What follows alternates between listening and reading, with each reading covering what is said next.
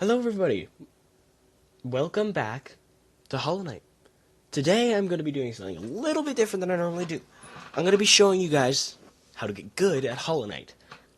It's really simple because I'm going to be going over three things. Spells, movement, and name.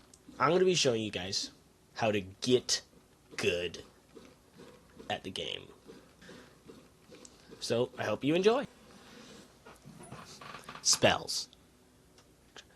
Spells are the most important thing in the game. They're more important than the nail, actually. It's very, very, very important that you use spells correctly. Spells are so underrated and by noobs, sorry if this is you, but they aren't used well enough. For example, Vengeful Spirit. Vengeful Spirit, or the Fireball spell, is so underrated for so many reasons, and a lot of people just don't use it as a whole. But it's so good, and you can pull stuff off like this. I'd say it's better than Shriek or Race or anything like that. I don't, because it can do crap like this. It's ridiculous. Well, but Vengeful Spirit is the most important early game spell. The amount of things you can do with it, the damage it does at the very beginning of the game, it does 3 times more than your base nail damage. It is ridiculous.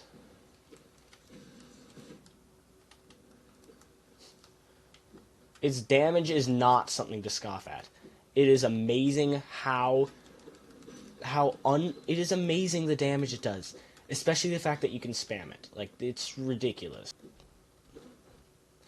But it can make certain fights just a joke, like this one. It can make it a complete joke and make it so very easy. If you combo it between a slash, you do some crazy damage.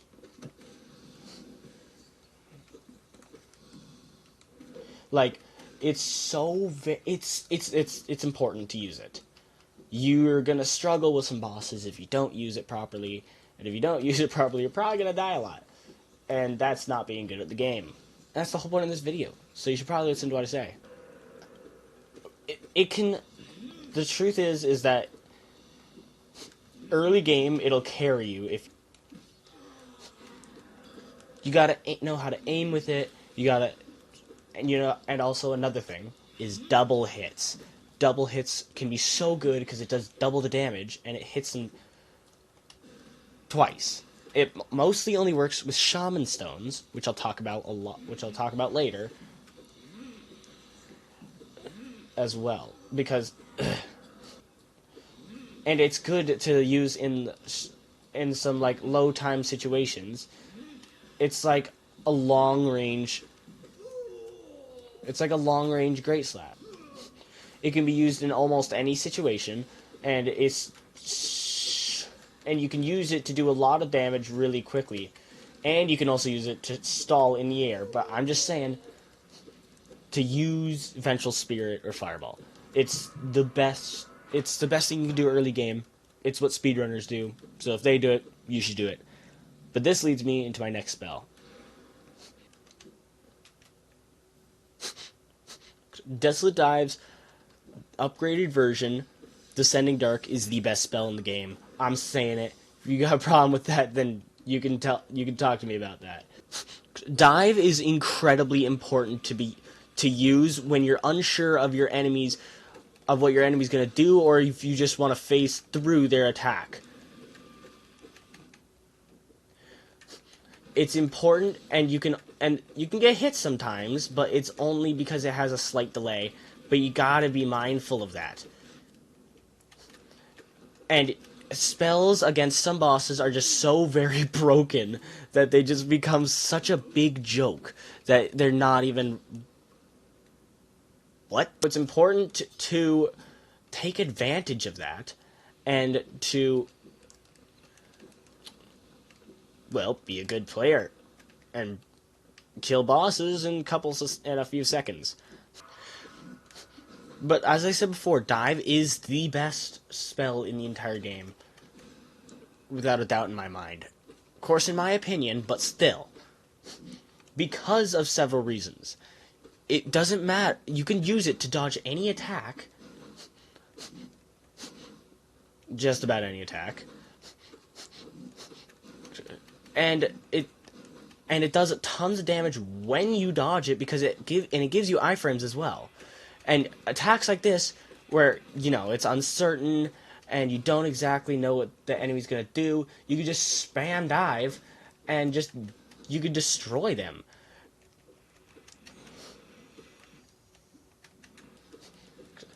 Just utilize dive as much as you can. It works such late game, it'll carry you through all of Hollow Knight. Dive is so incredibly important. Howling Race. How to say this? Overrated spell. It's not that good. Heck, Abyss Shriek isn't even that good. The damage is better than anything else in the game. However, it locks you in place, and you can only use it when something's directly above you. Against, like, Radiance and stuff like that, it's amazing. However, there's other spells that are even better than it. In fact, all of them are better. The thing I use it most for is, actually not most, but the thing that you can use it for that's really good is you can use it to stall in the air, and it's way easier to do than a fireball. Fireball moves you, and Abyss Shriek actually keeps you in the air, and you can go boom, and you can actually get way further. So you can't really make it to this normally with a normal jump. However, if you do this, you can. It's amazing. It's incredibly useful if there's a boss that can always be above you. However, you can use it on bosses that are right next to you, although it can be kind of risky sometimes. I do not recommend using it against, like, Hornet or Hornet Sentinel or anyone like that. Or even Soul Warrior, really. Like, it's not a good idea, because it'll fling them around, and then they'll hit you, and that's not good. You don't want to get hit. But I don't have much to say about it, really. It's not bad. No spells in this game are bad. But it's not as good or as usable as the other ones. Its best quality is its damage, but the situations that you can use it in are way more limited than the other two. In Hollow Knight, there's not many things more important than movement. Now, you gotta get good at movement if you want to be good at the game. And there's really no other better way to get good at movement than by doing White Palace and Path of Pain. And now you might be wondering, well, what do you mean by movement? I mean, knowing your character's jump speed, dash speed, how far you go with everything like that. I mean, that's what I mean. I mean to know every single part of your character, like the back of your hand, and to be able to use all of your character's abilities to be able to avoid any damage that you might come across. Because if you are able to if you're able to move flawlessly, then you can, and you know exactly where your character is at all times.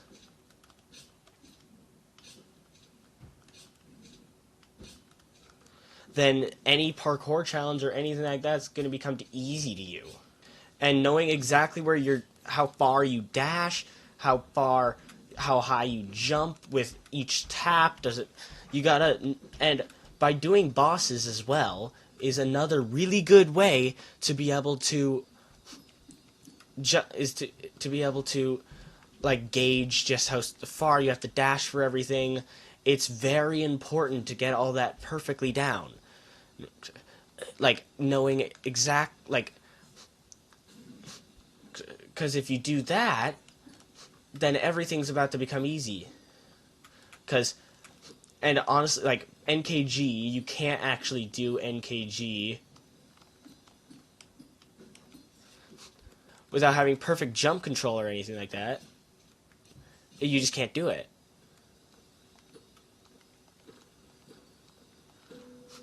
Also, those who didn't even know this was here, here you go. But very few things are more important than this. And getting everything down perfectly is, I can't really think of a better way to get good at Hollow Knight than by doing, I don't know, like Path of Pain, all this kind of stuff. Because I know I got really good after doing Path of Pain the first time. And also doing,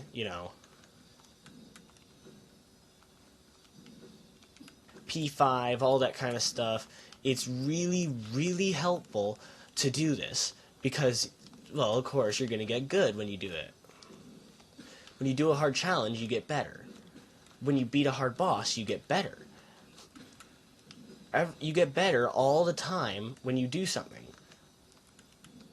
Trying a difficult skip or something, that's one thing. Knowing exactly where your character is the main thing that you want to do. That you want to be good at? Yep, main thing you want to do. You really, really want to know exactly where your character is at all times if you want to be able to be good at Hollow Knight. You need to know all the timing, and if you do that, you can do one of my favorite things to do, and that is trying to do his Floor's Lava challenges. But try to get up without touching the ground. That's like way easier. And something else you have to be able to do is you have to be able to wall jump perfectly. That is another movement thing, is you have to wall jump. You have to know how to wall jump incredibly well. Get it on the smallest of platforms over and over and over, and you'll be fine. It's not hard to do after you've been doing it as long as I have, but it's not easy, let me tell you that much.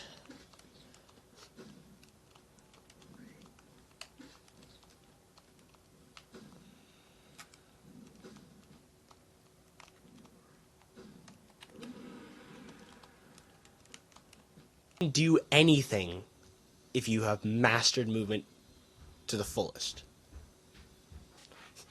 But that takes me to the end of the movement section. Next is the nail section. But nail is not only important because of the damage that it brings, it's incredibly important because you can do skips, you can do crazy movement strategies, you can move like you can get out of the way of attacks if you do them perfectly. And one little strategy that barely anyone knows about is a little glitch you can do with your nail, and it's not even that hard to do. I call them nail turnarounds. When you turn around, it refreshes your nail speed. Now, this is how fast you can normally swing, but you can swing so much faster if you turn around like really quickly. This works especially well against bosses like Absolute Radiance.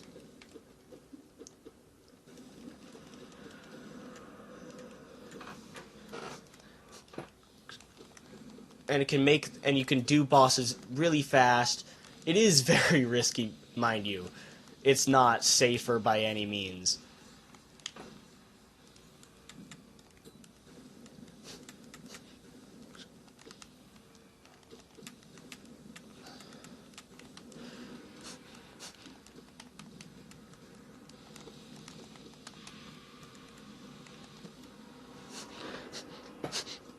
But nail is so important. And using the nail to do...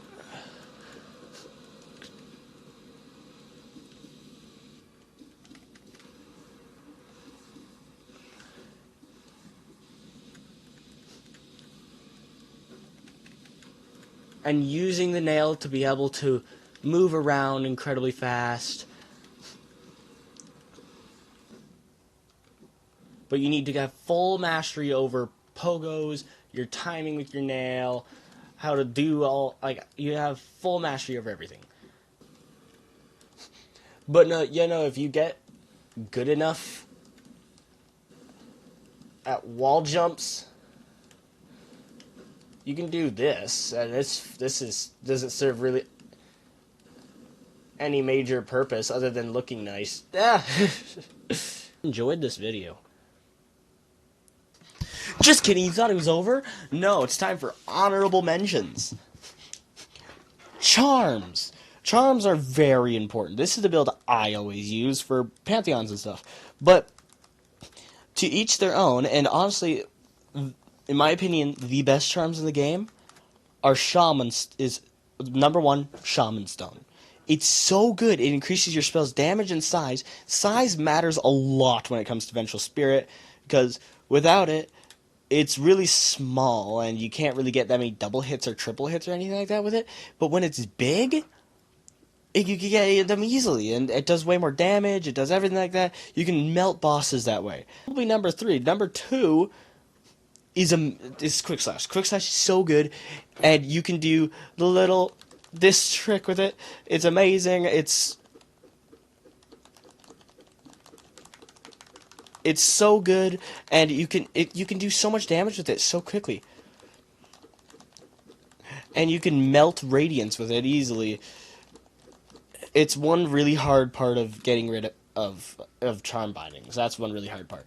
But Fragile Strength is so good because it increases your damage by 50%, and it's so incredibly good because you can just destroy bosses with it.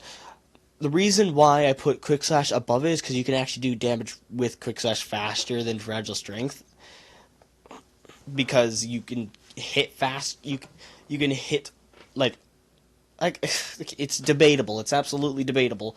However, I think that Quick Slash is better than Strength, but correct me if I'm wrong. Those are my top 3 because, you know, Fragile Strength, it just makes so many bosses just so easy. But the real number 1 is Wayward Compass. You know, you can't beat Pantheon 5 without Wayward Compass. It's impossible. Anyone who did it was hacking. I don't know.